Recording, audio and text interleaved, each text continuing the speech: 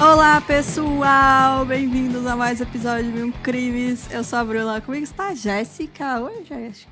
Olá, pessoal, como que vocês estão?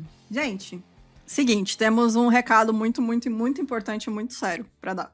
É o seguinte, pra quem não sabe, acho que faz tempo que a gente não fala aqui, inclusive, o Mil Crimes é um podcast 100% independente. A gente não ganha, não tem ninguém por trás, a gente não ganha salário, a gente, sabe, é isso. Se alguém quiser nos dar um salário por conta disso. Aceitamos. O que acontece, gente? Há alguns anos a gente consegue manter o podcast com apoio e com a monetização que a gente recebe do Spotify. Mas o número de apoiadores a gente entende, não é todo mundo que consegue apoiar todo mês. Não é tão grande, né, pra gente conseguir manter o podcast só com apoiadores. Então, a gente depende muito da monetização do Spotify, que é essas propagandas que vocês escutam no meio do episódio. O que acontece? O último pagamento que a gente recebeu do Spotify foi em dezembro de 2025.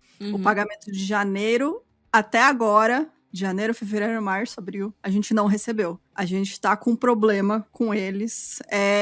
Tá sendo resolvido, mas o problema é o seguinte: não temos prazo de quando eles vão receber, quando eles vão resolver esse problema e pagar tanto esse dinheiro das parcelas das monetizações dos meses passados e atualmente, né? Então, basicamente é isso. A gente estava mantendo o podcast com o caixa que a gente tinha, né? Porque todo mês a gente tirava um dinheirinho assim, gente, pouquíssimo dinheiro para mim, para Jéssica, e pro caixa do podcast, para manter pra pagar as contas, né? Isso, o que a gente tem de despesa todo mês, né? Editor, a gente tem a mensalidade do programa que a gente usa para gravar, que é em dólar. A gente tem algumas assinaturas, por exemplo, esse mês caiu a assinatura do Google Drive, né? Que a gente bota todos os nossos roteiros lá. Temos assinatura de streaming que a gente usa para fazer pesquisa, né? Enfim. Mas é isso, gente. A gente estava mantendo o podcast com o caixa, só que chegamos numa situação crítica que o caixa está zerando. Este mês agora vai ser o último mês que a gente consegue fechar as contas.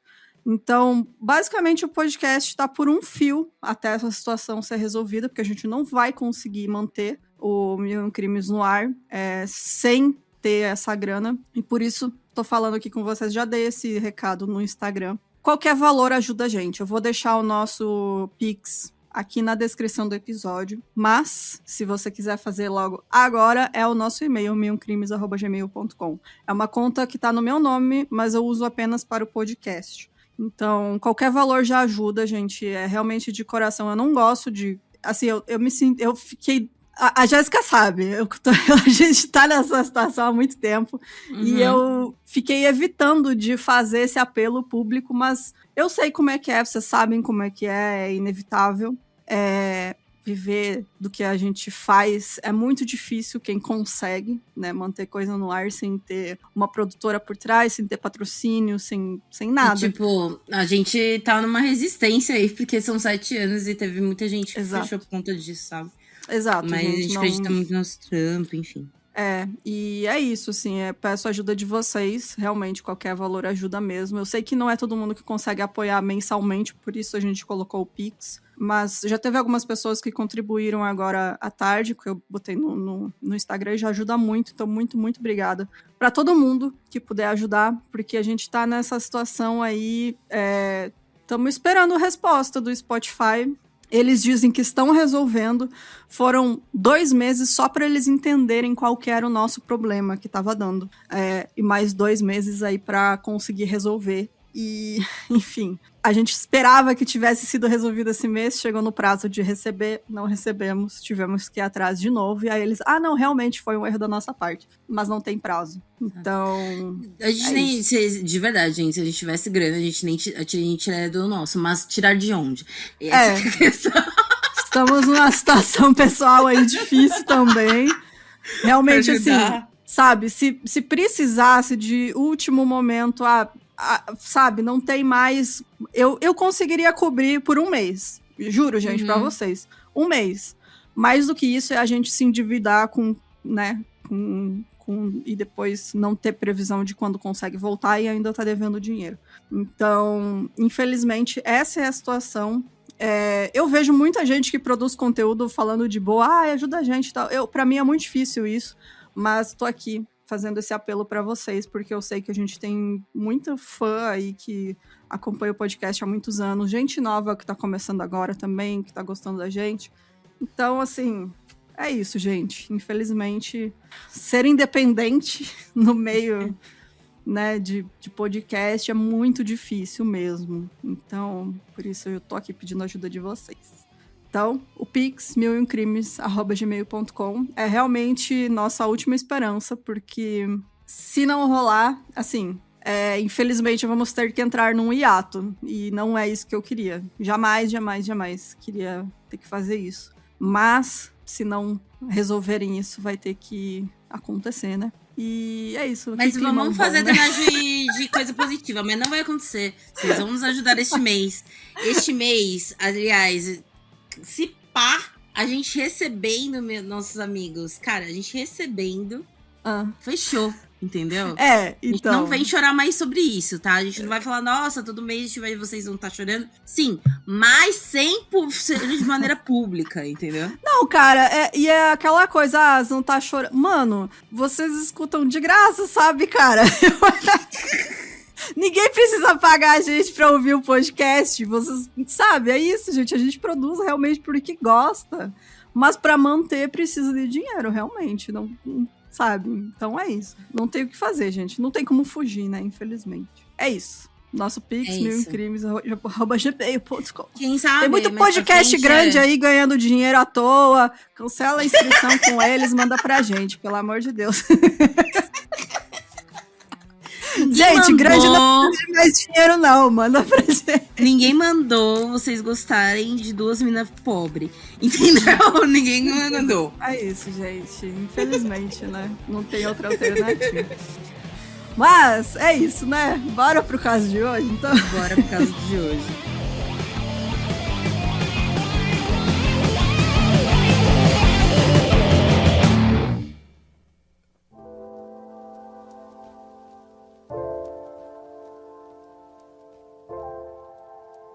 A Rachel Elizabeth Barber, ela nasceu em 12 de setembro de 1983, em Victoria, Austrália, e ela cresceu nos arredores de Melbourne. Ela morava com os pais, o Michael e a Elizabeth Barber, e suas duas irmãs mais novas, em uma família muito unida. Eles se mudaram para Glenalvie, que é um vilarejo rural em Victoria, que é um estado da Austrália, né? E quando a Rachel tinha apenas 6 meses de idade, eles fizeram essa mudança. E ela acabou crescendo num local com muitas vacas, cachorros, gatos, patos e galinhas. Meu sonho, né? Ai, gente, eu sempre amei bichinho, então... Quando eu era criança, meu sonho era ter uma vaca de estimação. Eu tinha medo de galinha, então é isso. Sério, eu tive uma galinha de estimação. Eu tive 2 galos, Fred e Federico, viraram galinhada no molho pardo. Não, amiga. A minha galinha morreu de velha. A Cocó. Não, minha avózinha falou assim, não tem mais como, porque de fato eles queriam nos agredir, né? Não, é galo é mais bravo, sim. Mas a minha galinha era brava também, viu? Ela só deixava eu e meu pai chegar perto. Ela batia até nos cachorros. Ela avançava. Era o demônio, aquela galinha. Enfim, voltando.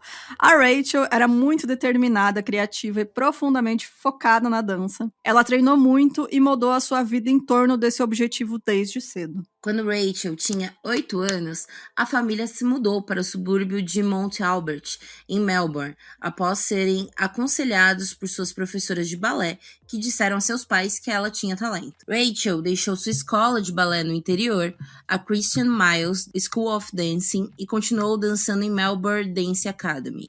Aos 13 anos, Rachel frequentava o grupo de jovens da igreja St. Hilary, mas ao mesmo tempo em que estava muito ativa, ela também sofria com depressão. Mesmo assim, continuava se fantasiando e os pais falavam que Rachel era muito teatral. Uma pessoa talentosa, né?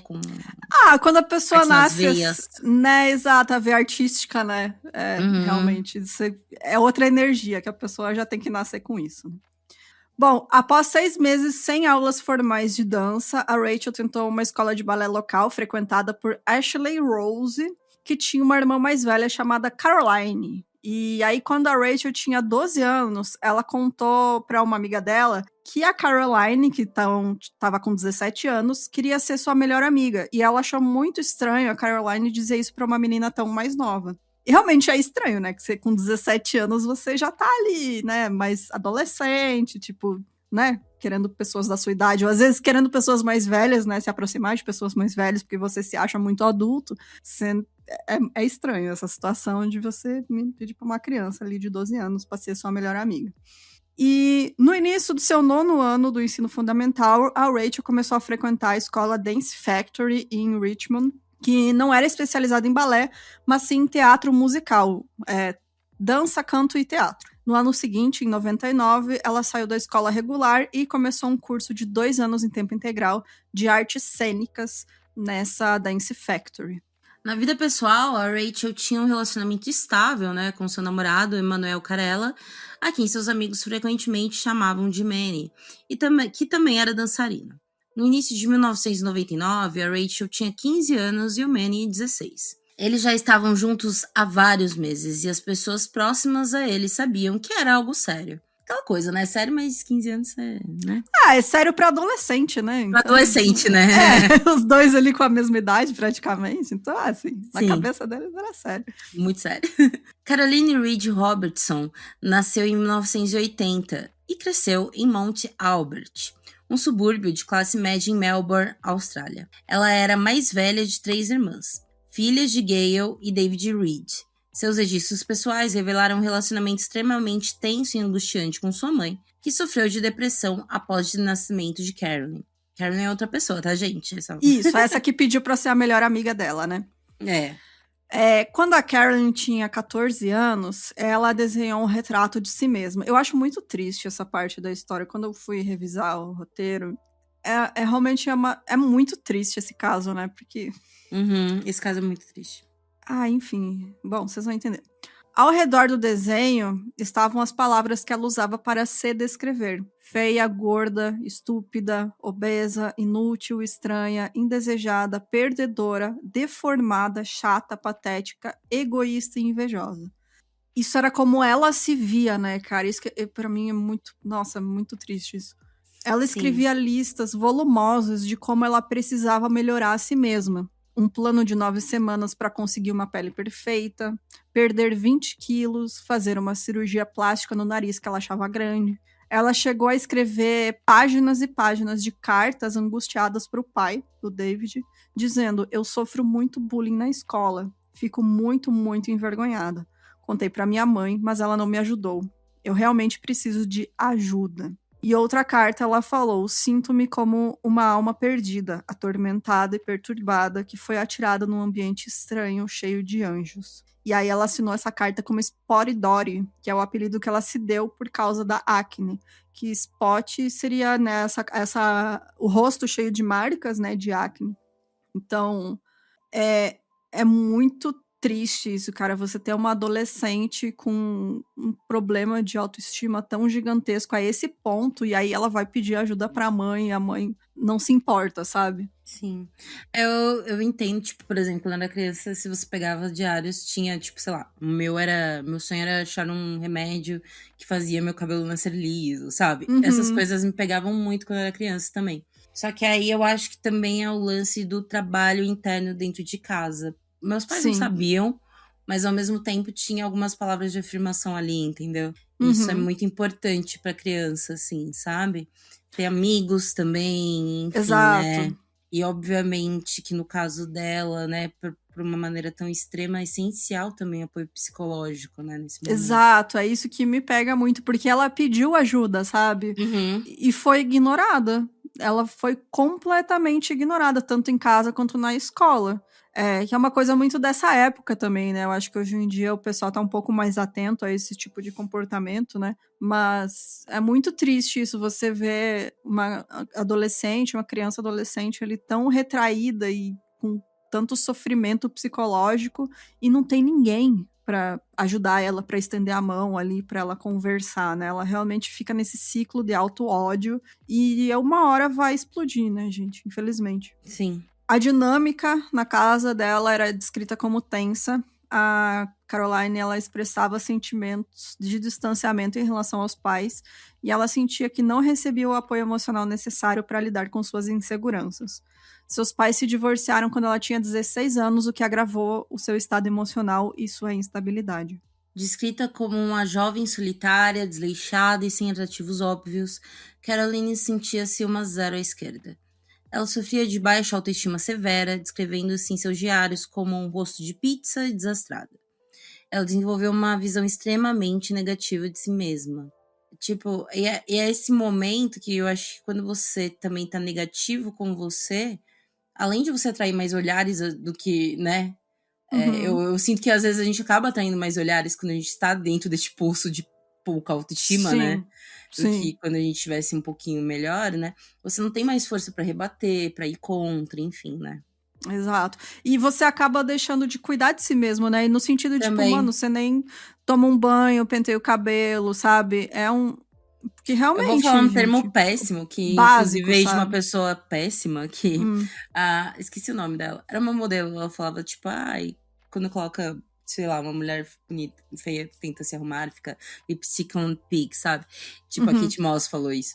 E aí eu vejo, tipo, tava vendo no Twitter, assim, umas meninas fazendo isso, falando disso, né, que elas sentem nesse momento.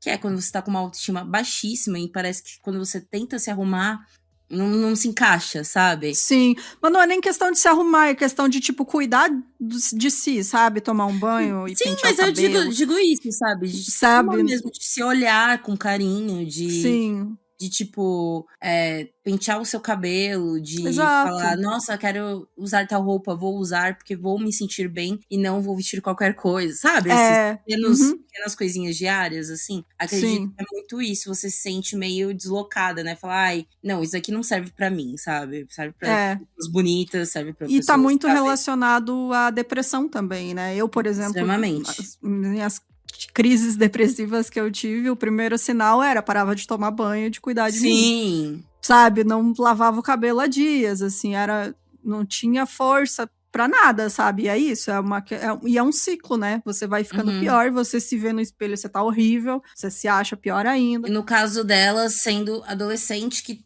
um hormônio, né? Tudo rolando, e a gente sabe como é tudo muito, muito intenso adolescente, exato, né? Porque um lance é a gente lidar com essas coisas com a bagagem que a gente tem de vida, né? Outra coisa é um adolescente, enfim. Ela, na escola e no seu ciclo social, ela era descrita como uma garota invisível. Alguém que não tinha conexões profundas e que passava desapercebida pela maioria. Relatos indicam que ela se sentia socialmente inadequada e enfrentava dificuldades severas com a aparência física, o que gerava um forte sentimento de exclusão. Registros em seus diários revelaram uma obsessão em mudar radicalmente sua identidade e sua aparência. Ela frequentemente criava planos detalhados para o que considerava como auto-melhoria, na esperança de se tornar alguém que ela admirasse. Eu acho que essa questão dela ter muitas anotações e listas também é um comportamento muito obsessivo, né? Sim. Tipo, é querer ter controle sobre alguma coisa, porque ela não tinha controle sobre nada na vida dela, né? Então, eu acho também é um retrato ali do que ela estava passando, né?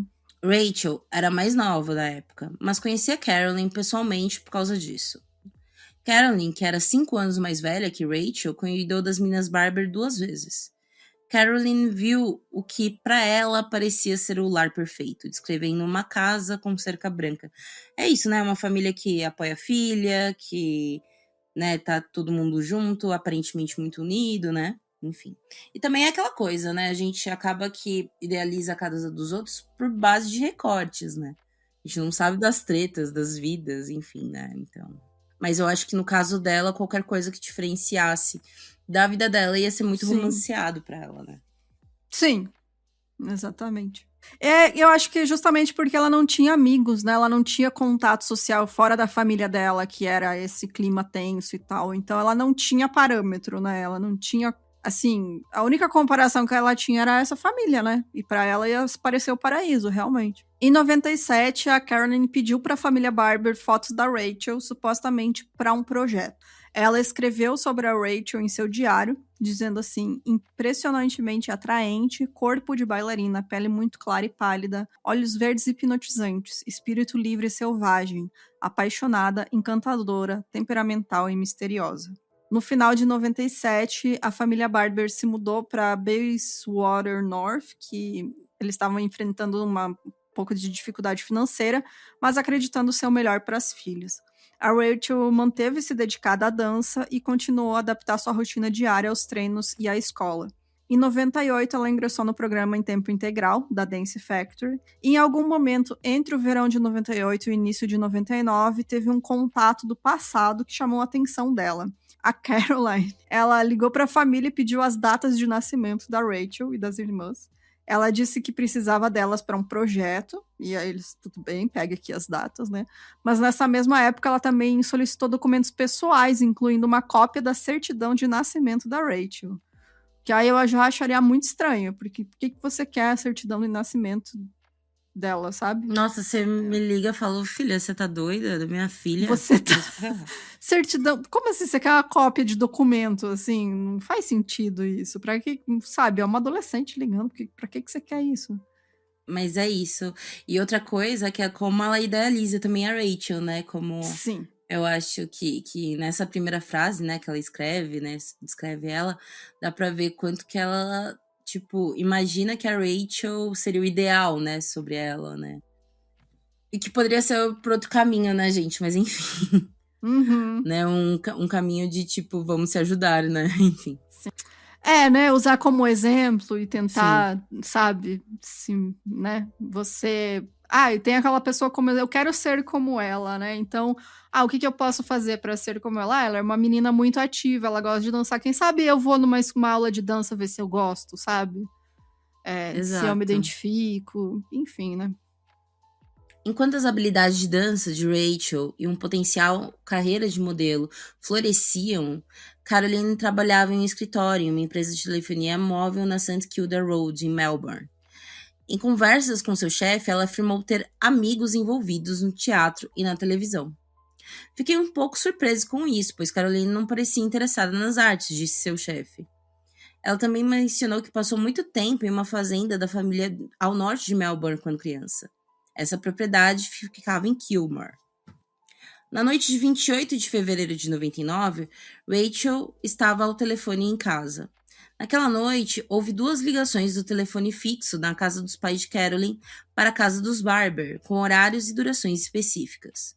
No dia a dia da família, isso não soou como um alarme automático. Na segunda-feira, 1º de março de 99, o dia de Rachel começou aparentemente normal. Rachel concordou se encontrar com Caroline porque ela teria feito uma proposta para um estudo de psicologia com ela, e por isso Rachel receberia $100, o que deixou a dançarina animada, porque tinha um par de sapatos específicos em sua mente. Ela até pediu a uma loja que reservasse os sapatos para ela, planejando usar o dinheiro para finalmente comprá-los.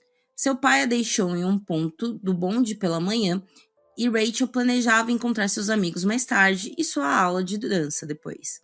Para sua família naquela manhã, era apenas Rachel indo para a escola e para o treino.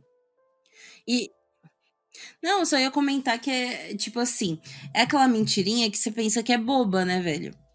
Eu tenho certeza que, tipo, ela novinha, os pais dela iam estranhar, ela ia na casa de outra pessoa estranhante, sim. Tipo, né, 5 anos mais velha, mas quando você é adolescente, ter 20 anos pra 16 é uma puta diferença, enfim, né? Então, acho que ela ficou quietinha porque também ia ganhar o dinheirinho dela, sabe? Então... acho que até tem um pouco mais pra frente pro roteiro que a própria Caroline falou pra ela não contar, né, enfim. Sim. Mas, tipo, é isso, assim, foi aquele lance de quem nunca falou pro pai, me leva até e não foi ali. Exato. Bom, ela tinha que encontrar o pai no terminal do bonde às 6h15 da tarde. E a Rachel manteve-se reservada naquele dia, dizendo às colegas de dança que tinha um trabalho remunerado naquela noite. E os amigos dela presumiram que se tratava de algum trabalho de modelo, que ela estava começando a fazer algumas fotos também, né? A Rachel se encontrou com a Caroline e as duas pegaram um bonde. Uma ex-aluna da Dance Factory, que estava no mesmo bonde naquela noite, disse mais tarde à polícia: "Lembro-me de que Rachel era muito bonita e se destacava em contraste com a outra garota que tinha uma aparência comum." As 2 garotas desceram do bonde em Praham e caminharam até o apartamento da Caroline. E eu achei interessante como a outra menina descreveu a Caroline, né? Tipo, uma menina comum.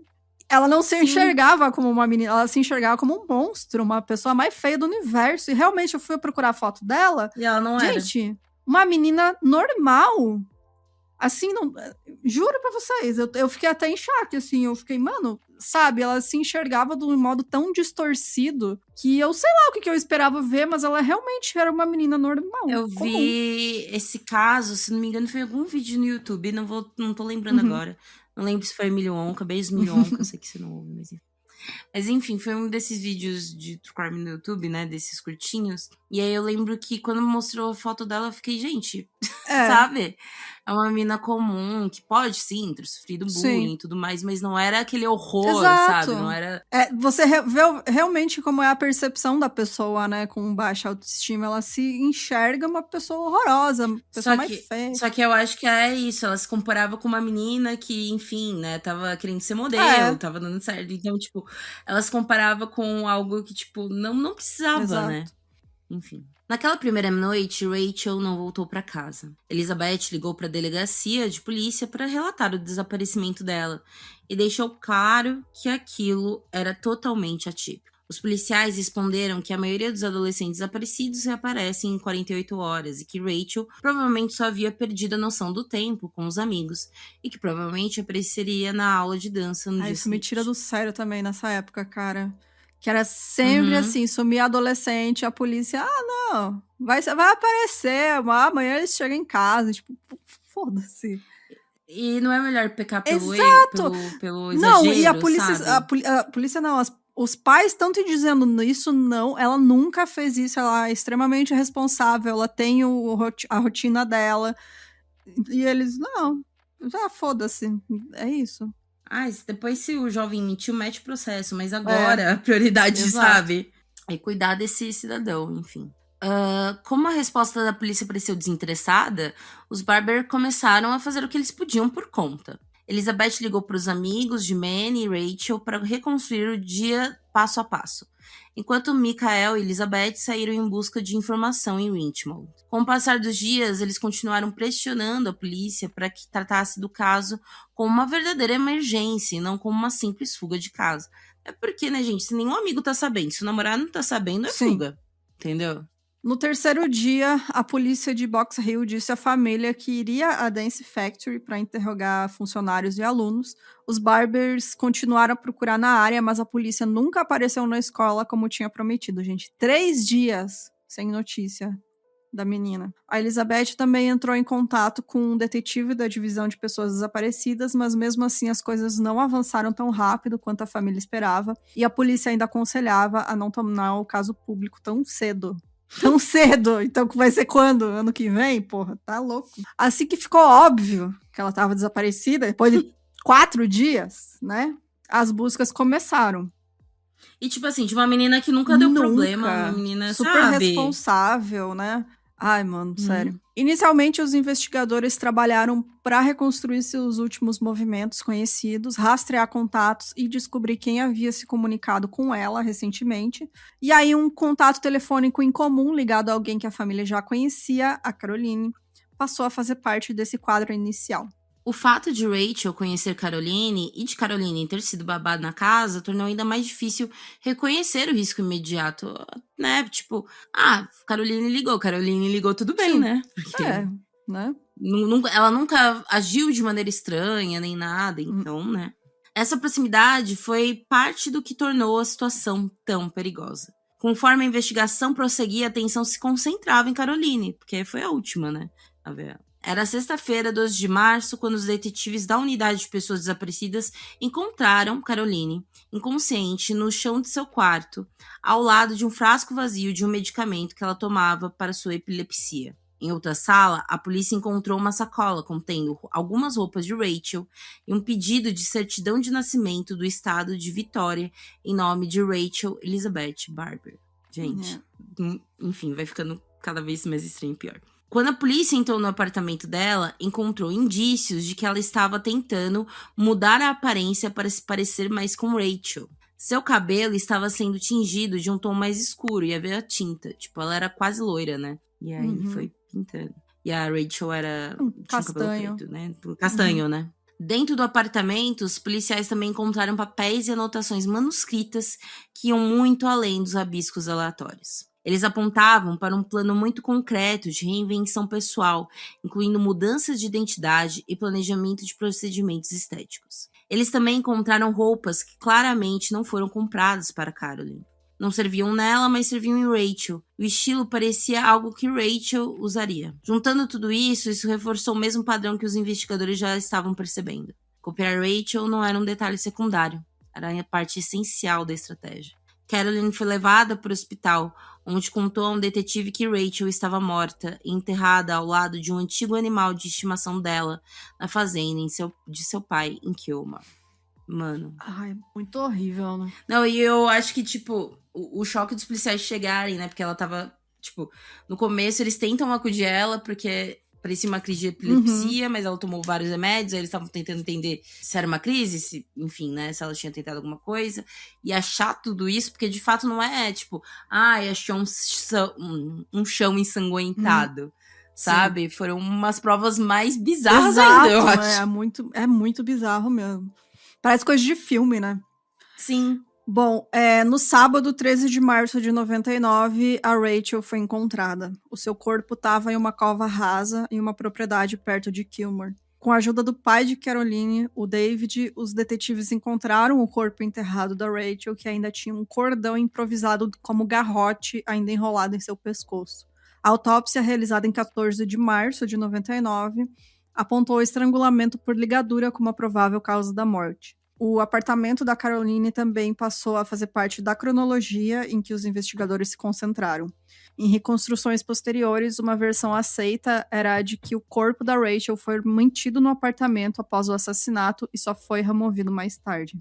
Aos 20 anos, a Caroline era assistente administrativa em uma empresa de telecomunicações. Ela não tinha problemas com drogas ou dinheiro, nem antecedentes criminais. Ela era inteligente e calculista a ponto de traçar um plano do início ao fim, que consistia em matar Rachel e assumir uma nova identidade.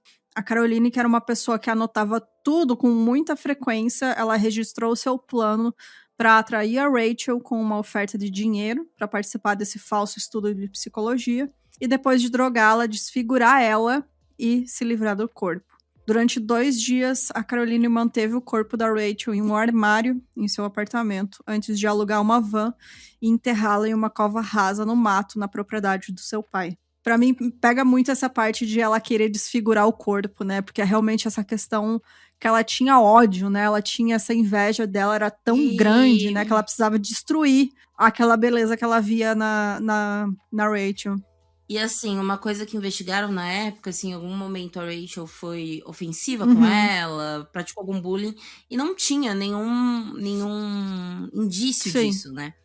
E aí, o que eu tava lendo, né, algumas pessoas concluírem que, no caso dela, por exemplo, ela não iria agredir uma pessoa que era, enfim, escrota com ela, coisas do tipo. Ela queria a Rachel porque a Rachel era a perfeição no olhar dela, entendeu? Ela queria destruir aquela perfeição mesmo. É realmente um reflexo desse auto-ódio dela, né, também. Total. Acabou, em vez dela virar contra ela, virou contra a Rachel, que era um símbolo, né, de tudo que ela queria e não conseguia alcançar, assim, na cabeça dela, né? Então, sim, acabou virando esse ódio. Ela tinha, que nem eu falei, a família da Rachel não era uma família rica, mas era uma família que apoiava ela, se mudou por conta dela, sabe?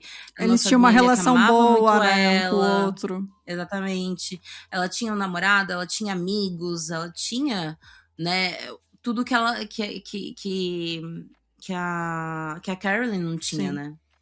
Sim, pode continuar. Página 5. Sim, achei aqui. Voltando. As anotações mencionavam o uso pós-sonífero em pizzas. Uma das anotações dizia: a caminho da escola de dança, diga a ela que não pode contar a ninguém que vai se encontrar comigo, pois não tenho permissão para divulgar os resultados do estudo a ninguém. Ética, altamente confidencial. Nem mesmo seu namorado, pais. Droga para Rachel, toxina por via oral. Coloque o corpo em sacos militares e desfigure-o e o jogue-o em algum lugar bem afastado, sem carro. Outra anotação dizia: verificar a fazenda, incluindo a sacola. Terça-feira providenciar empréstimo bancário. Caminhão de mudança. Noite para disfarçar o cabelo. Limpar a casa completamente e passar um pano úmido no tapete. Gente, ela realmente fez uma lista do que fazer, né? Detalhado. Uhum. É muito bizarro. E eu acho que é isso também. Às vezes a gente vê esses casos, assim, de ódio, de raiva, a gente imagina uma grande impulsividade. Eu acho que o mais triste é esse tempo que ela dedicou para acabar com outra pessoa por conta do ódio dela contra ela mesma, sabe? O que aconteceu em seguida não é exatamente conhecido, né? Mas, de acordo com as lembranças fragmentadas de Carolyn, ela pôs em prática seu plano de assassinato e transformação, né? Assim que Rachel entrou no apartamento. Após possivelmente drogar Rachel com um pó sonífero em fatias de pizza, Carolyn enrolou um pedaço de fio telefônico em volta do pescoço de Rachel e a estrangulou. Um relatório escrito pelo psicólogo Michael Cridson dizia, em parte: ela disse que pediu a Rachel para pensar em coisas felizes e agradáveis. Há um momento comovente e perturbador em que o destino de Rachel Barber pareceu estar por um fio. Mano. Segundo Carolyn, ela hesitou por um momento quando o véu se levantou, mas, acreditando que havia levado o plano longe demais para parar, o véu caiu novamente. Carolyn enfiou o corpo de Rachel no guarda-roupa como estivesse se desfazendo de uma boneca. O cordão ainda estava enrolado no pescoço de Rachel. Realmente, por um momento, ela caiu em si, né? Tipo, viu a que ponto mas ela chegou. Mas na cabeça dela porque já estava tarde demais. Eu acho que até em certo ponto era uma idealização somente, né? Mas, gente, tirar a vida de uma pessoa, sabe? Não é um negócio. Bom, no dia seguinte, ela deixou o corpo no guarda-roupa e foi trabalhar. Ela aparentou estar muito pálida e doente e foi levada de volta para casa. Após recuperar um dinheiro que ela devia a um amigo, a Caroline ligou dizendo que estava doente no dia seguinte. Ela enrolou o corpo da Rachel em 2 tapetes e colocou em uma mochila militar antes de contratar um caminhão de mudança. Ela disse para o motorista que estava transportando uma escultura e viajou com ele até a fazenda do seu pai, em Kilmore, onde ela enterrou o corpo em um cemitério de animais de estimação em meio a um conjunto de árvores perto de uma represa.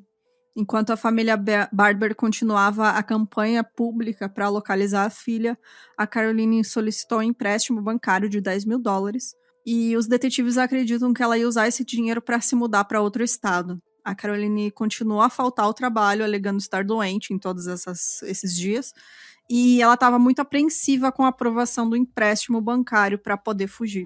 Quando foi presa pela primeira vez, a Carolyn teve um surto de automutilação severa e crises epiléticas, que sempre acompanharam. Mas esses problemas parecem ter ficado para trás, embora ela ainda consulte um psicólogo semanalmente. Carolyn, de 20 anos na época, não respondeu a nenhuma das perguntas que foi feita durante um interrogatório gravado e foi acusada de homicídio.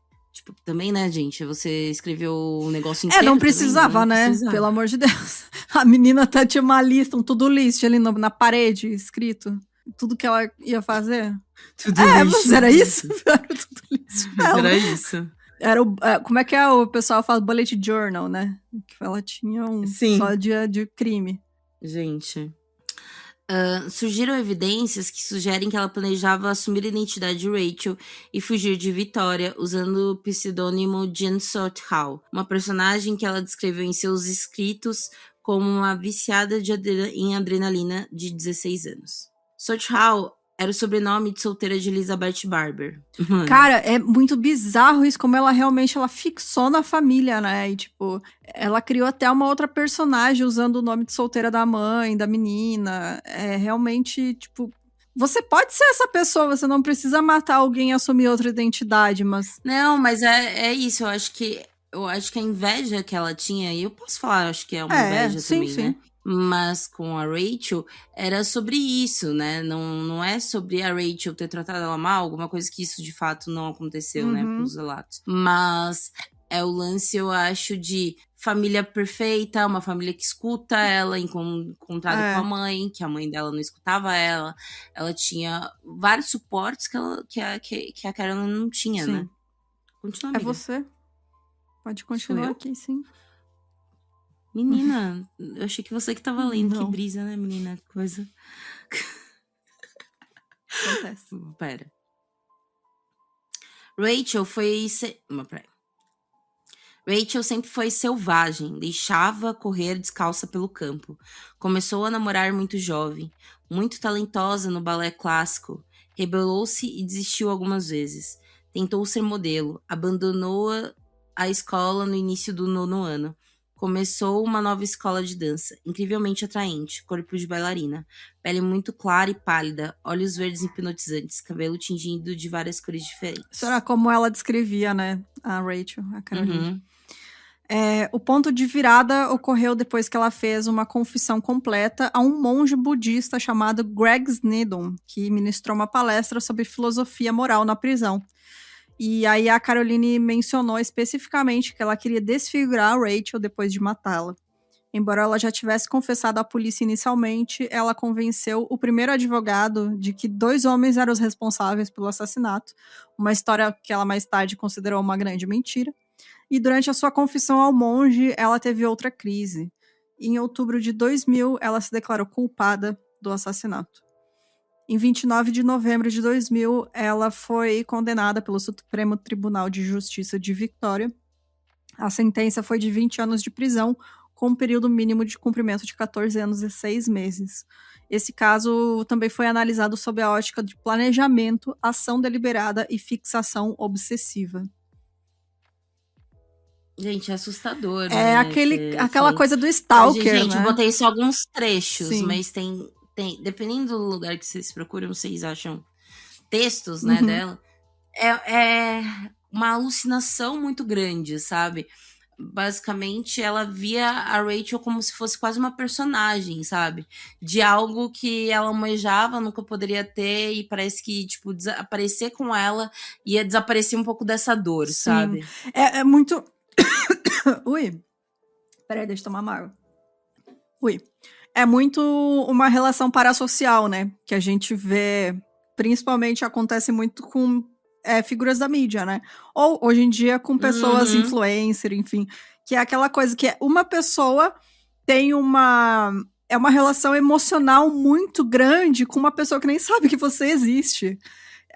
E você fica obsessivo com aquilo, né? Tipo, você nem sabe da sua existência, essa pessoa nem te conhece, mas você se sente amiga, se sente próxima, você quer acompanhar tudo daquela pessoa, você acha que tudo que aquela pessoa faz influencia na sua vida, e realmente pode sair do controle, né? Eu acho que hoje em dia muita gente tá sofrendo disso por conta das redes sociais e tal. É muito triste, sabe? É uma coisa muito triste, eu acho que esse é um caso levado ao extremo, né? Que é quase como stalker também, né? Sim, e eu acho que é a diferença, né, desse caso, enfim, quando que a gente vê casos de stalker e tudo mais, porque o estranho é por a Rachel definitivamente, tipo, ser talentosa e tudo mais, mas ser muito comum também. Era apenas uma menina, né, dançando, né? Tipo, ela nem tinha uma carreira de sucesso, nada, realmente é só porque a Caroline fixou nela, né? Porque era uma pessoa que ela conheceu pessoalmente, eu acho. Acho que tem isso, né? Que ela teve essa visão interna da vida da Rachel, assim, sendo babá dela algumas vezes. Então, eu acho que foi aí que começou essa obsessão dela. A mudança visível em Carolyn Reed é surpreendente. Essa parte também é outra coisa bizarra. Tipo, não essa parte, esquece, é mais pra frente. Volta. Desculpa, gente, fazendo cortar várias vezes hoje. A mudança visível em Caroline Reed é surpreendente. Na audiência de custódia, ela era uma jovem acima do peso. Sentou-se no banco dos réus, tremendo e balançando como se estivesse em transe, com os cabelos tingidos de verde, o rosto pálido e os olhos vidrados. 18 meses depois, e essa que é a parte bizarra, ela perdeu de 30 quilos. Em sua audiência de confissão de culpa, seu cabelo era castanho grosso, encaracolado, preso para trás. Parecia quase serena. E aí, mais pra frente, eu até vou falar, né, que a família achou estranhíssimo, né, ela mudar assim, né. O psiquiatra Justin Barry Walsh testemunhou durante a audiência de confissão de culpa de Caroline que, embora ela não fosse legalmente considerada insana na época do assassinato, ela era uma, abre aspas, mulher perturbada e disfuncional com um transtorno de personalidade acentuado. Na audiência de declaração de culpa, o advogado dela sugeriu que Caroline havia sofrido um abuso sexual e emocional, mas não pôde revelar mais detalhes porque Caroline não permitiu. Não duvido também, mas enfim. Enquanto o psicólogo Jeff Cummings depunha, o juiz tentou aprofundar o assunto, mas Cummings se recusou a dar mais informações devido ao sigilo médico. Aí, em suas observações durante a sentença, o juiz Frank Vincent, que estava visivelmente emocionado, diz que a Caroline foi motivada pela inveja da família Barber, da beleza e da personalidade de Rachel, porque acreditava que a Rachel teria uma vida feliz e bem-sucedida do tipo que ela imaginava que jamais experimentaria. Ele falou assim, abre aspas, em certo nível, é possível sentir uma considerável dose de compaixão e tristeza por você, uma jovem cuja autoestima era tão baixa e cujo profundo e antigo sentimento de autodesprezo e inveja dos outros era tão intenso que a levou a matar para alcançar um sonho irrealizável. Mas o fato incontestável e irrevogável é que você matou e, ao fazê-lo, criou mais de uma vítima. Fecha aspas. Isso. Resumiu total, né? O cara foi certeiro. Porque realmente a gente fica com pena dela, mas é aquilo, né? Até certo ponto. Você sofrer bullying, você ter a autoestima baixa, você estar em depressão, não justifica você tirar a vida. Você vitimar outra pessoa, Exato. sabe? Porque... E o pior é que nada tem, tipo, mesmo se tivesse, mas no caso, literalmente não tem nada a ver com você, entendeu? E... Enfim, né? Eu até esqueci o que eu ia falar. Porra, esqueci. Enfim. Após ser presa, surgiram relatos de que ela mudava constantemente a aparência, dando a impressão de que ela ainda estava tentando se reconstruir em torno da Rachel, o que deixou a família da Rachel apavorada, principalmente porque o crime original estava ligado a um plano para roubar a identidade dela. Há uma semelhança com Rachel ali, nos olhos, disse o Sr. Barber, né, o pai da Rachel. Mano, imagina o pai falar isso, velho. Né? Ele falou assim, eu ficava pensando que ela se parecia com alguém que eu conheço. Pensei, caramba, ela tem aquele ar da Rachel. À primeira vista é meio estranho, tudo é diferente, mas ela ainda tem aquele visual.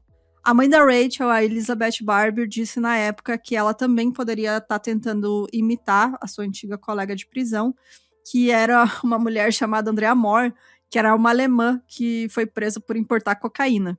Então, realmente, eu acho que pode ser também, porque a Caroline, ela tinha muito essa questão de, tipo, ela se odiava tanto que ela não conseguia ser ela mesma, ela não tinha uma identidade própria, né? Então... Pode ser as duas opções, tanto quanto a colega, que pode ter se tornado um foco dela, talvez, mais tarde, quanto se tornar Rachel, que é o que eu acho um pouquinho mais triste, porque, enfim, né, foi a vítima dela, né? Mas eu acho que é isso, ela não tem noção de quem ela é, né? Ela não tem essa construção de si, ela se odeia tanto que ela não tem uma identidade, ela tem que basear em outras pessoas, né? Ela não consegue ser ela mesma, ela realmente tem que sempre estar imitando outras pessoas.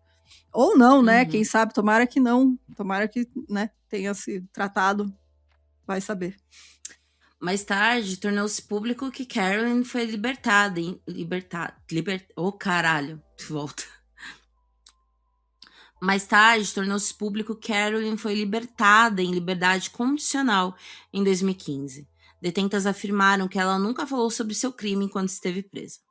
Caroline disse no julgamento de sua condicional que vários livros foram escritos sobre seu caso, bem como um filme, I Am You, estrelado por Guy Pearce e Rebecca Gibney, e uma cobertura de mídia que afetou muito ela e sua família. Membros da sua família perderam empregos e tiveram que se mudar para evitar suspeitas. E é isso, né, gente? Ela se mudou também. Sim. Mas casinho que é assim, tipo, quando eu vi a primeira vez, eu falei, duas adolescentes. Eu já imaginei uma coisa que é triste, mas acontece muito, de pessoa que é alvo de bullying, sabe? Enfim. Ou que nem aquele que a gente fez também, que eram 3 amigas, né? E 2 resolveram matar a terceira. Só que, nesse caso, elas não tinham vínculos. Isso sabe? é muito estranho, né? Provavelmente deve ter sido uma surpresa gigante pra Carolyn também, isso, sabe? O choque dela, né? Enfim. Mas é isso, até eu ia comentar que eu encontrei o Instagram do Manny, né? Do Emanuel, que era o ex-namorado da... Que era o namorado da Rachel. Ele faz homenagem. Nossa, até hoje ele posta sobre ela, né? Ele virou cantor uma época, eu acho que agora ele não canta mais. Mas ele vive postando, né, sobre ela e tal. É muito triste, cara. Tem um site que os pais dela criaram, que é pra fazer a memória dela ser boa, sabe? Tipo... Então, é um site que, se você digita, tipo, você procura, você acha o site dela, onde, tipo, o Manny dá depoimento, os amigos dão depoimento, sabe? Várias pessoas depoem por conta disso, por eles falarem assim, quando forem procurar o caso dela, também acharem esse site, onde coisas legais dela. E ele, inclusive, foi um cantor de muito sucesso na Austrália, viu? Tô vendo, ele abriu pra Cristina Aguilera lá, quando ela foi fazer turnê lá. Foi, amiga, ele ficou famoso, ele canta até hoje. Ele canta até hoje. Caramba! E tem algumas músicas que ele teria feito para ela. Eu acho que agora ele tá também de dançarino, olha só. Sim, mas tipo, ele chegou a escrever algumas músicas para ela também, porque ele falou, tipo, tem entrevista dele falando que por mais que ele se relacione com outras pessoas, pô, né, cara, não foi um... é um trauma gigantesco, não marcar. Né? Tipo... Exatamente. A sua primeira namorada, tipo, e todo mundo dizia que eles estavam muito bem juntos e tal. Se eu não me engano, ele mesmo que deu entrevista, não lembro se foi ele ou o pai, mas, tipo, o pai dela, da Rebecca, mas se eu não me engano, foi ele, falando do tipo que durante o tempo se sentiu muito culpado, pensando, mano, se eu tivesse dado sapato, sabe? Pra ela, assim, sabe? Sim. Ela teria ido, sim. Né? Enfim. Mas é isso, gente. Tá, mas a única culpada no final é a não tem, né, gente? Foi a Carolina. Mas é isso, é o Manny Carella, Manny com 2 N's, gente, e Carella com 2 L's. Quem quiser seguir ele aí no Insta, é um fofo, muito fofo ele. E bora então para os comentários. Nem sei qual episódio foi o último que a gente comentou, mas vamos... Pô, galera, a gente tem tanto comentário. Que a gente foi fazendo uns episódios diferentes, né? Mas bora lá, então.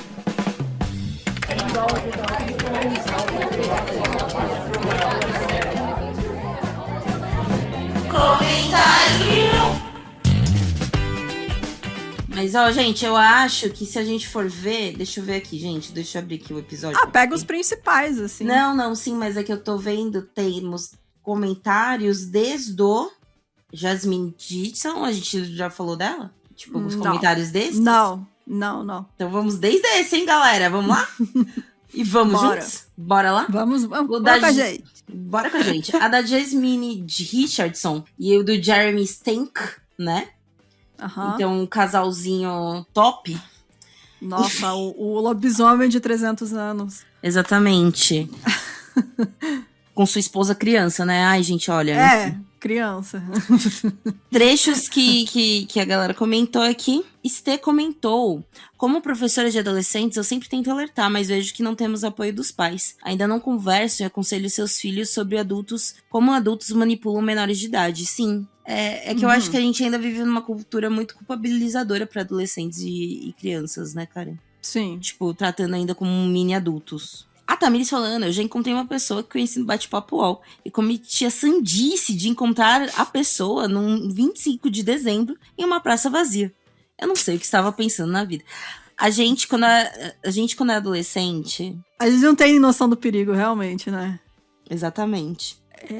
A Carla Pantaleão falou assim: só os millennials entendendo o que era internet no início dos anos 2000. E como mãe de adolescente, posso dizer que hoje é pior sim, pelo fato de estar conectado 24 horas, mas também porque é individual e privado. Lá nos primórdios, a maioria de nós tinha um PC para a casa toda. Dividia com irmãos e ficava na sala, em um ambiente compartilhado. Claro que hoje em dia se fala muito mais dos perigos, mas eles estão escalando uma velocidade que a prevenção não consegue alcançar. Beijos, mamães aí, porque vocês são guerreiras, porque olha, putz... Inclusive, eu vi um post uma vez que era uma pessoa dizendo que a internet começou a dar errado quando o computador parou de ter um altar só pra ele, né? Da família inteira. Isso é verdade.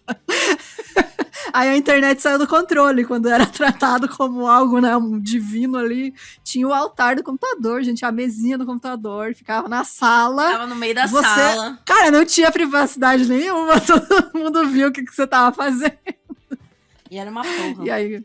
E ainda, ó, você não teve irmão, amiga, mas lá em casa era assim, aí cada um tinha que ficar 1 hora, né? Daí, quando tava quase terminando, o outro chegava e ficava do lado, olhando. Nossa, eu ficava com raiva, eu ia ficar com raiva. Ficava, tipo, meus papinhos no MSN, pô. Não, amiga, pode esquecer, ó, a mãe disse que agora é minha vez, aí você tinha que ser. Ó, outro comentário desse episódio que tem a ver com o anterior, que é sobre aquela professora, né? Que foi morta pelo professor, na verdade, né? Sim. Amo ouvir... Oi, meninas, o MBC falou. Amo ouvir podcast de vocês. E, Bruna, você não errou. A Lei Maria da Penha tipifica como crime violência financeira no âmbito doméstico familiar. Olha aí. Entendeu? Que era a nossa dúvida na época, né? Sim. Se aquilo se encaixava como um crime da Maria da Penha. Aqui no Brasil, o homem que mata sua esposa, companheira, comete feminicídio de acordo com o artigo 121A, inciso 1. A morte decorrente de violência doméstica é considerada automaticamente uma razão de gênero, de acordo com a Lei Maria da Penha. Obrigada, Olha MBC, aí. você Obrigada. salvou sim. Muito bom, muito bom. E a Anafô também falou a mesma coisa. Olha aí. Então, gente, muito obrigada por esses pontos. Adoro quando vocês entregam conhecimento pra gente. Eu quero ler 2 e-mails. Pode ler. O primeiro Ainda tem mais episódios, viu, filha? Sim, mas eu vou ler o primeiro porque é relacionado com esse episódio da Justo, perfeita. A pessoa pediu pra ser anônima, se eu fosse ler ao vivo, então vou manter anônima. Ela falou assim: antes do assunto sério, vamos ao que não sai da minha cabeça desde que eu acabei o último episódio. O que é uma lan house e um MSN? O que é uma lan house e um MSN? O que é uma lan house e um MSN? Não. Aqui eu me senti... Não, você tá zoando com a minha cara, não. Esse meio tá zoando, eu me recuso. Isso aqui começando com falta de respeito, né? Não, eu me recuso. O jovem hoje em dia... Não, peraí, eu vou até ver esse e-mail depois. O nome do e-mail é Zerei Podcast pela 2ª vez. Não, mas... Não, Lan House, você sabe, você meteu esse louco. Você meteu... Amiga, eu ia num bar que tinha uns PC na parede pra você acessar o Orkut. Você tem noção disso? Você ir lá, tá tocando a banda cover do Green Day e tem um PC na parede pra você usar? Eu acredito. Eu tive essa memória aleatoriamente esses dias e eu fiquei... Caramba, mano, tinha um PC. Mas é que eu acho que a gente meio que socializava fora, sabe? Pra socializar lá era diferente, né? Enfim, gente, Lan House, o que era? Como o PC era algo caro, difícil, a internet era discada, depois chegou a banda larga, discada que era, você tinha que ter uma linha telefônica, a internet fazia um barulho do demônio. E sua mãe, você tinha que desligar, porque sua mãe queria falar com a sua tia do interior. A pessoa queria usar o telefone. Que ódio. Telefone fixo, tá? A gente também é um negócio que não existe mais. Você usava a linha telefônica de casa pra entrar na internet. Então, piora mais nossa situação mesmo, amiga. Continua assim. Era difícil ter internet em casa, né? Então você tinha lan houses. Hoje em dia eu acho que é mais dedicado pra pessoal que gosta de jogar, né? Ainda tem um pouco. Mas eram lugares que tinham computadores com internet para você jogar ou usar, tipo, você alugava por hora. Aí você ia lá, respondia seus e-mails, respondia seus recados no Orkut, que era a rede social que a gente usava na época, saudades, inclusive. E o MSN era um aplicativo de mensagens que você tinha no computador, que era isso, era um chat. Aí você podia ter uma conversa privada, né, apenas com uma pessoa. Você podia fazer grupos de conversa, chamar várias pessoas para uma conversa.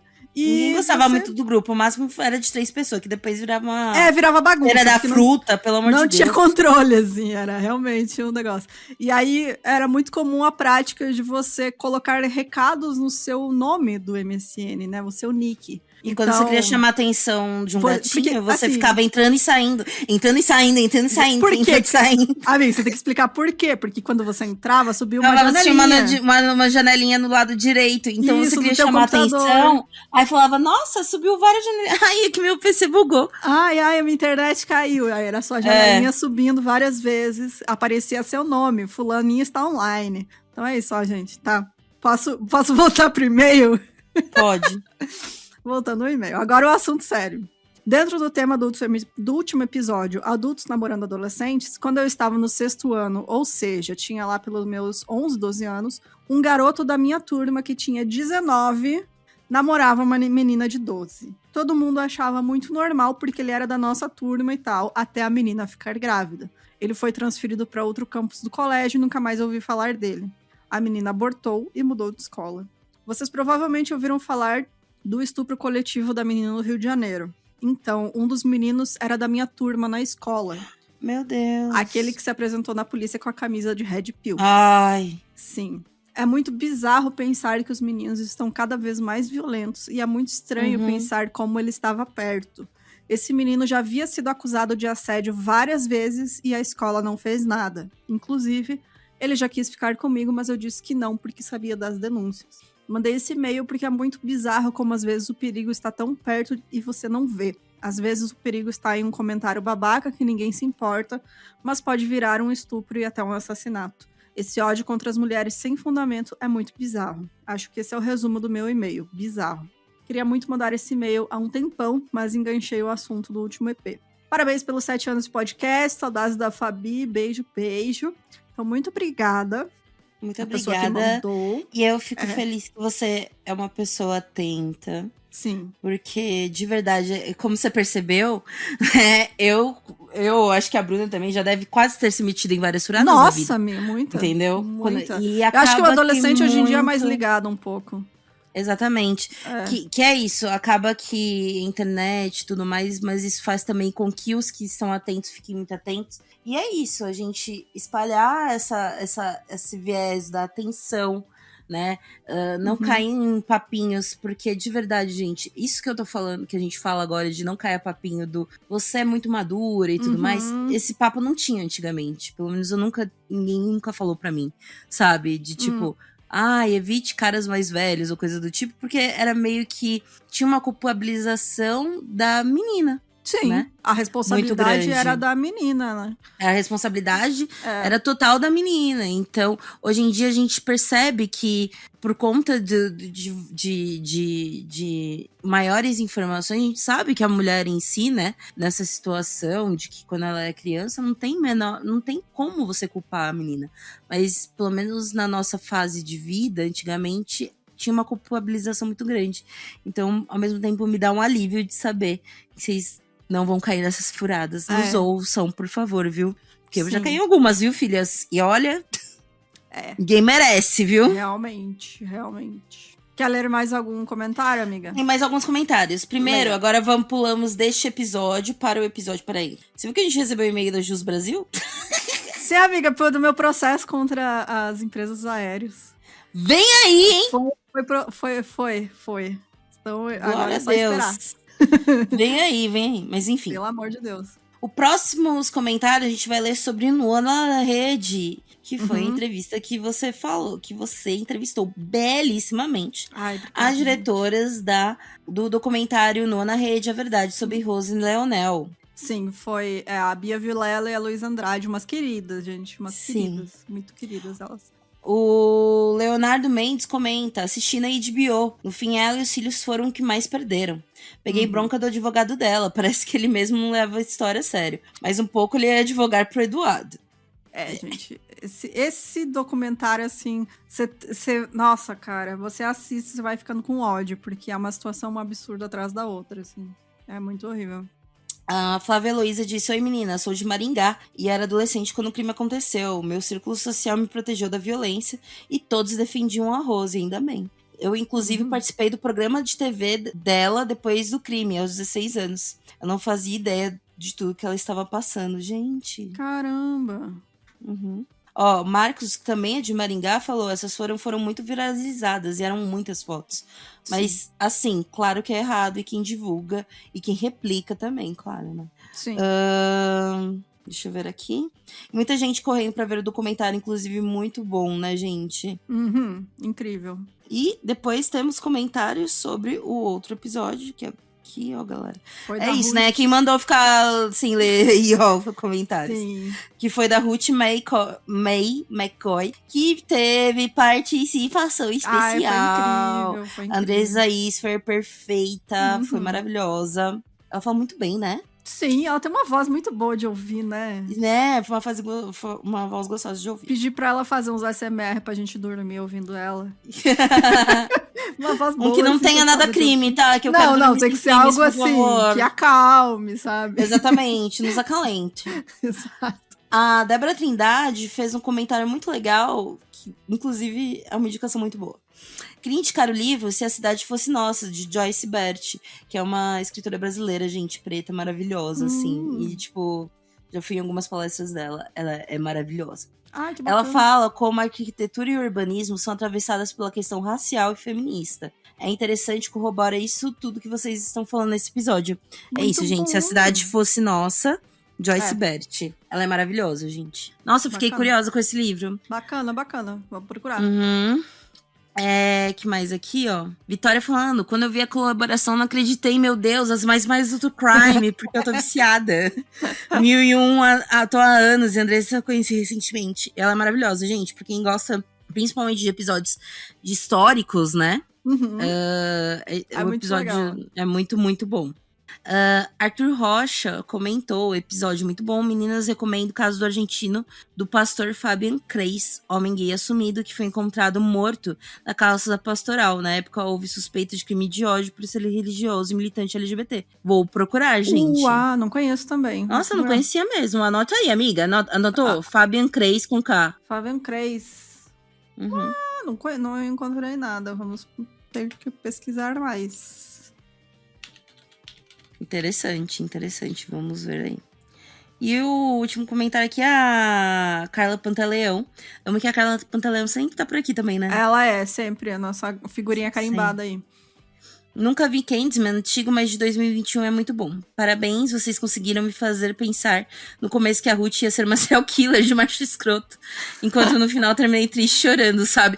Pô, eu também. Eu queria muito que ela fosse, no final das contas. Ela era uma velhinha figura. Que vinga. É, uma figuraça, né, cara? Sim, principalmente porque esses projetos não ficaram no passado, não estão longe de nós. Toda metrópole tem sua cota de habilitação social péssima e negligenciada, sim, gente. Inclusive, poderia ficar horas falando sobre o que está acontecendo em São Paulo. Nossa, mano, vocês tá sabem. Absurdo, né? Vocês sabem o que está acontecendo, né, galera? Acompanhando. Enfim, né? E vou encerrar, então, com um e-mail que a gente recebeu muito fofo. Então, vou ler aqui. Maior fã do 1001 da RMR. Você sabe que é RMR, amiga? Não, amiga. Olha só, então eu também não sabia. Olá, meninas. Aqui é a Gabs. Sou o maior fã do 1001 Crimes na RMR, Região Metropolitana do Recife. Eu adorei. Estou enviando este e-mail literalmente um dia depois do podcast completar 7 aninhos. Então, primeiramente, parabéns por esse trabalho maravilhoso que vocês vêm fazendo por todo este tempo. Comecei a ouvir o podcast lá em 2020 por indicação de uma amiga. Fiquei completamente viciada, tenho memórias incríveis de ajudar a reformar meu banheiro enquanto ouvia algum EP. E tenho até regra de evitar ouvir medinhos pela noite. Devo ser mais medrosa que Jéssica e Fabi juntas. Infelizmente, a vida deu uma reviravolta lá pelo início de 2022. Fiquei super atolada com o mestrado e outras coisas, e ao invés de ouvir os episódios quando lançava, passei a ter que ouvir apenas um por mês. O intervalo foi aumentando, infelizmente, mas finalmente, este ano de 2026, consegui voltar a ouvir. Fiz uma super maratona, ouvi todos os episódios atrasados, terminando justamente no dia em que o podcast fez 7 anos. Em alguns momentos fiquei parecendo uma tonta ouvindo novidades que já não são novas. PS, sou muito off das redes sociais, então eu não acompanho e de fato não sei de nada nunca. Muitos momentos de felicidade sabendo das conquistas de vocês durante esse tempo. Fiquei triste com algumas notícias. Saudades, Fabi, e chateada de não estar online o suficiente para votar em vocês como o melhor podcast ano passado. Mas agora que estou aqui de volta, não pretendo mais sair. Amo demais o podcast, agradeço o empenho de vocês em fazer um trabalho tão maravilhoso e serem pessoas tão incríveis. Os comentários de vocês trazem um diferencial para todos os casos, a indignação, a revolta, as risadas e as piadas. Fazem nós ouvintes nos sentirem uma roda de conversa de amigas lindas e inteligentes. Continuem fazendo esse trabalho maravilhoso. Amo muito vocês, espero estar aqui para acompanhar mais 7, 14 e 21 anos de 1001 Crimes. Uma breve observação. enquanto estava off, ganhei uma bebezinha. Que gostaria que fosse oficializada como mais uma Baby Mil Crimes. Tá, amiga, tem fotos dela. Muito gente, fofa. Eu acho que esse mês. Sabe o que a gente podia fazer? Eu tô chutando uma ideia, galera. Se vocês se parecem. A gente tem que fazer uma divulgação intensa, porque nem todo mundo ouve até o final. A gente pode fazer um compilado de babies e cachorros mil Gente, amo. Todos são só que aí vocês têm que autorizar, né, galera? Por isso que eu tô falando que a gente tem que ver. Mas a gente pode fazer. Cap cut, né? Com nossos. Exatamente. Uma montagem bonita, né, amiga? Não precisamos ser tão brega assim, bem né? Bem brega. Eu quero o mais brega do mundo. Bota um carro de som e o PowerPoint passando com os Baby 1001. Amo. Baby 1001. Ai, gente. Fofa. Que oficial, lindeza! Gente. Todo baby que nasce de ouvinte é um Baby 1001 Crimes. Não, é oficial. Isso aí já é oficial mesmo, é nosso. Muito obrigada, Gabs, pelo e-mail. Obrigada. Gente, é isso. Tem mais algo, amiga, a comentar? Não tenho mais nada, gente. Então, amo muito vocês, galera. Vocês são tão fofos. Obrigada. Quem puder ajudar aí a gente a engordar o nosso caixinha de volta. Pelo amor de Deus, gente. A gente fala que se a gente for rica, entendeu? A gente não fala nada, entendeu? Exato. O dia que a gente começar a ganhar salário aqui, vai Ai, gente, ó, e o Daniel Vale, eu falei de cachorros e babies 1001, verdade. E os gatos também, gente. Também. Gatos 1001 também. Olha ali a Regininha, ó, que fofa. Mandou a gatinha vesga dele. Muito fofa, muito fofa. Pode mandar, gente, fotinhos. Então, é isso, gente. Beijinhos. Até semana que vem. Beijos, até semana que vem.